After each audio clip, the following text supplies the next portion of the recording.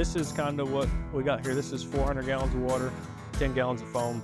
It's about 10,000 pounds we add to the back, 8 to 10, and just sag is real good. So we use it for a height thing. You can kind of see it brings it up. It works out real good for us.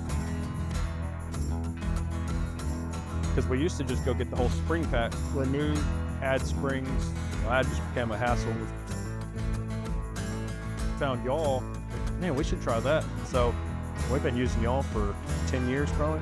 Yeah, y'all's product, it looks great.